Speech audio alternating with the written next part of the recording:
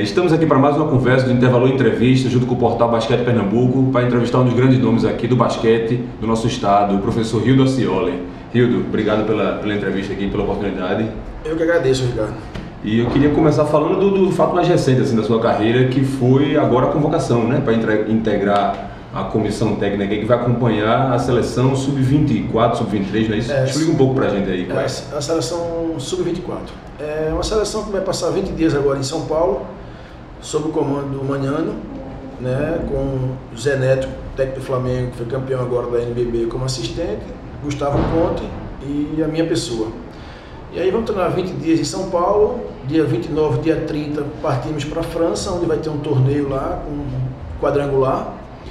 E no dia 5, acredito eu, a gente deve estar indo para a Rússia, onde vai ter os Jogos Universitários Mundiais, que é a Universiade. Maravilha. E como é que está então a tua expectativa aí em cima disso? A expectativa é a melhor possível, né? Eu espero aprender muita coisa, né?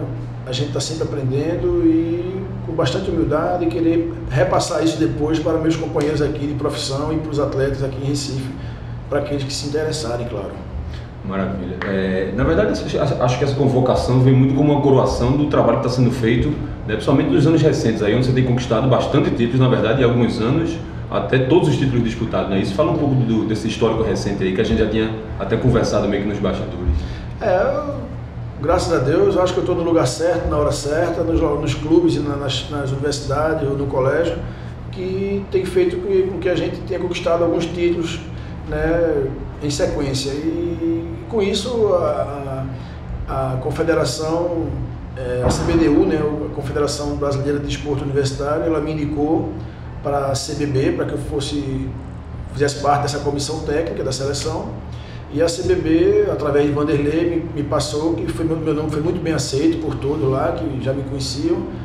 E aí eu só tenho a agradecer, né? Eu acho que é um reconhecimento de um trabalho de 30 anos, né, como técnico, né, que tem um pouquinho mais aí como atleta, mas 30 anos como técnico e na batalha, na luta e participando de vários campeonatos nacionais, seja Copa Brasil, seja Jogo Universitário, seja Liga Universitária, seja Copa Nordeste, Liga Nacional, masculina e feminina que eu participei, tive a felicidade de participar de duas. E agora veio essa oportunidade e eu espero aproveitar ela o máximo possível. Você falou aí de 30 anos de técnico e alguns também de atleta, então eu queria voltar nesse tempo aí e fazer esse começo aí, até para contar para o pessoal, para quem não conhece a figura e a história, essa é uma das razões também do nosso projeto. E como é que começou Hildo no basquete? Como foi esse início aí, voltando lá atrás? Quando minha mãe me falou para eu jogar basquete, eu pensava que basquete era tênis, né? Eu tinha um primo mais velho que jogava tênis e saía todo fantasiado de branco lá de casa, da casa da família da gente. E aí eu pensava que basquete era tênis. Aí eu cheguei no Clube Português, aquela quantidade enorme de pessoas lá, e eu dei um treino nesse dia com o professor Carlos Laranjeiras, né, na escolinha, muito menino. E nesse treino ele já me passou para a equipe Mirim no outro treino. Eu só fiz um treino de escolinha, no outro dia ele já me passou para o Mirim. E aí eu segui no Marista também com o finado Antônio Serrano, né, que eu devo muito a ele também. É um dos que eu tenho um reconhecimento eterno. E minha carreira seguiu paralelo Clube Português e Colégio Marista, né, até os 16, 17 anos. E aí aos 18 eu fui jogar na Unicap, depois fui trabalhar no Náutico em 86, né? O Antônio Serrano me chamou para ser técnico juvenil do Náutico e jogar pelo adulto. Era técnico de juvenil e jogava pelo adulto, e graças a Deus o Náutico foi campeão adulto depois de 19 anos. E dali fui para Santa Cruz, também ser técnico, também fomos campeões em Santa Cruz. Voltamos para o Clube Português, também fomos campeões do Clube Português. Então, graças a Deus, eu não tenho que me queixar. Hoje eu estou no esporte também, a gente com raras felicidades, a gente também tem conquistado alguns títulos e a vida está seguindo e a gente andando nela. Perfeito. Você já falou aí o nome de algumas pessoas, alguns grandes nomes desse basquete aí, seja como técnicos, né? E certamente teve alguns jogadores também com os quais você tem jogado, enfrentando ou no mesmo time. Quais seriam esses nomes que você exaltaria? Obviamente é sempre complicado a gente colocar um ou outro e pecar por esquecer alguns, mas esses grandes nomes que passaram pela sua vida como parceiros de equipe e também como treinadores. Vou falar primeiro como treinador, né? Treinador, eu sempre digo aos meus atletas que quanto mais técnico que eles tenham, é melhor. é mais conhecimento, principalmente se você souber separar uma coisa da outra, tirar o que tem de melhor de cada um. Porque todo técnico tem seus problemas, tem seus defeitos e suas virtudes, então a gente tem que saber trabalhar e procurar pegar o que tem de melhor de cada um. Então eu tive Fernando Santos Viana, tive Raul Siqueira, Arthur Pimentel, finado Arthur Pimentel, Brasilino, Luiz Henrique Pereira Guiar, o famoso Nick, Núbio Vidal de Negreiros, Balu, Marcílio Galindo, Balu, João Damasio foi técnico meu em seleção. Ai, meu Deus, é tanta gente que a gente fica até com medo de falhar. É muita gente. Laranjeira na iniciação, Antônio Serrano, Rivaldo Paiva, já no adulto, eu joguei com ele lá no Clube Português. Meu Deus. Desculpa aí, gente, se faltar alguém aí, não foi fácil. Mas aí, isso aí sem problema. Isso aí como técnico, né? Mas... E na época de jogador, assim, os jogadores que você às vezes ia enfrentar e dizia, pô, esse cara realmente vai me dar trabalho. Ou também na mesma equipe que você tinha o prazer de jogar. Nas categorias de base, a gente sempre espelhava no Ricardão, né? Ricardão, o eterno Ricardão, que ele sempre foi duas categorias à minha frente, né? Na idade, ele tem 5 anos mais velho que eu. O próprio Pezão. Então aquela equipe do esporte, do Duodega, que foi 12 anos campeão estadual, que foi campeão brasileiro juvenil, eu via quando tinha meu mirim, eu era mirim infantil, eu já via aquilo. E quando eu cheguei no juvenil, eu peguei seleção adulta e comecei a jogar com eles, né? Tive satisfação, o prazer de jogar com essas pessoas. Então, para mim foi um aprendizado muito grande, não só dentro de quadra como fora, que são pessoas maravilhosas, eu sou fã número 1. Eu poderia ditar outros aqui, né? O próprio Duda Agra, que hoje está em São Paulo, eu não tive o prazer de jogar com ele, mas quando eu era mirim, infantil, ele batia a bola no Português, e segundo ele eu ficava lá aperreando, porque tem que aperrear mesmo, né? O cara que não tem chance, é novinho, fica por ali aperreando na quadra, e ele hoje está em São Paulo, um atleta que foi para a Olimpíada, o próprio Núbio, craque de bola, né? Cracaço. Duda Plauto, Mário Nogueira, assim, tem vários jogadores Lourão, que joguei com Lourão também, o Marcos Henrique, Brito de Carvalho. Então, jogadores que realmente enchiam a vista, a nossa vista, e que faziam com que a gente se inspirasse neles. Bem, beleza. Conversando com esses atletas da parte mais atual, eu sempre ouvi deles, sempre que eu perguntava quem foram os grandes técnicos que eles tiveram na vida, e eles sempre falavam o seu nome, e os que comentavam, mais de um deles falaram da questão da habilidade que você tinha de analisar o jogo. A gente já conversou até sobre isso uma vez. A habilidade que você tinha de prever o que estava acontecendo no jogo, falar alguma coisa às vezes antes ou durante o jogo, e que realmente aquilo acontecia.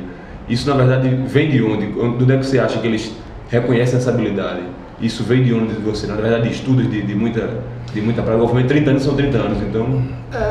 Eu acredito, Ricardo, que essa quantidade de técnicos que eu tive, isso é uma coisa importante. A oportunidade que eu tive como atleta, que eu joguei todas as competições nacionais, eu participei de todas as seleções de Pernambuco, então eu tive a oportunidade de ter grandes técnicos aqui em Pernambuco, tive a oportunidade de participar de várias competições e, ao mesmo tempo, aos 16, 17 anos, Fernando Viana me colocou para ser armador.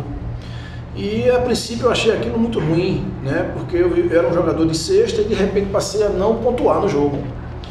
E aquilo ali foi a melhor coisa que aconteceu para mim como atleta e hoje eu diria como técnico. Que naquela função eu passei a entender, a ler, né, ter uma leitura melhor do jogo. E eu acho que eu passo isso hoje para os meus atletas, entendeu? Que eu acho que a grande dificuldade do basquete é você saber entender o jogo, fazer a leitura do jogo o mais rápido possível. Qual é a melhor defesa e qual é a melhor forma de você jogar contra aquela equipe adversária.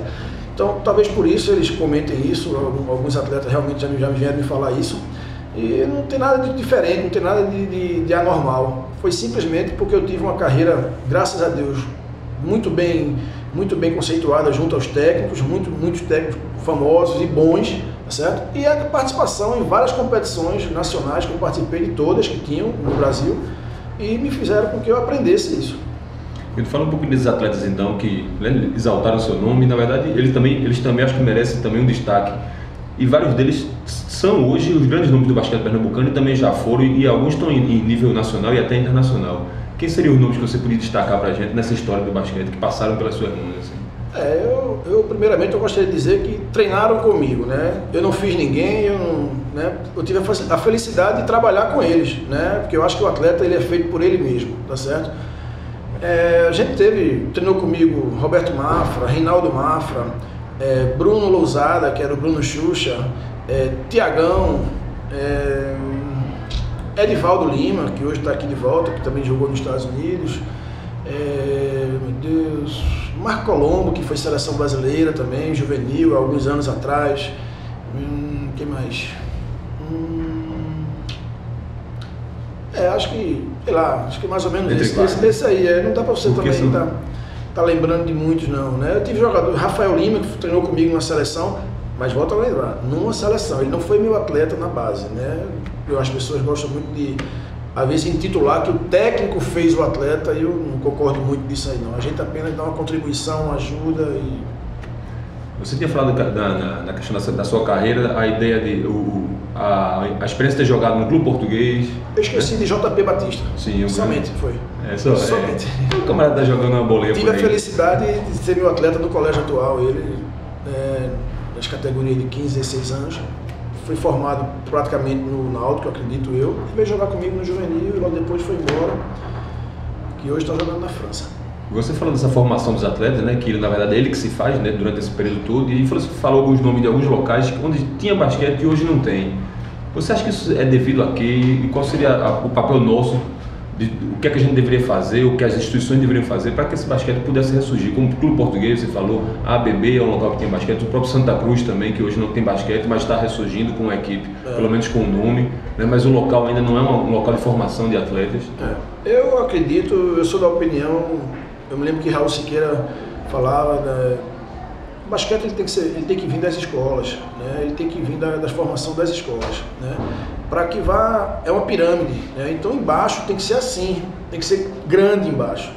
E à medida que você vai se elitizando, né, qualificando, aí realmente o caminho fica menor, fica mais estreito. Só aqueles mais capacitados, melhores, é que vão sobreviver. Mas na base, a gente está muito falho aqui em Pernambuco. Muito. A gente tem poucas competições, tá certo? Eu lembro de competições na minha época de Mirim, que em 1970 alguma coisa tinha 20 times. Tinha 20 times aqui participando de campeonato. Hoje você vai para a competição Mirim aqui em Pernambuco, tem 3 equipes jogando. Então eu acho que um trabalho, eu não tenho a fórmula mágica, mas eu acho que o caminho são as escolas, que toda escola tem escolinha de basquete.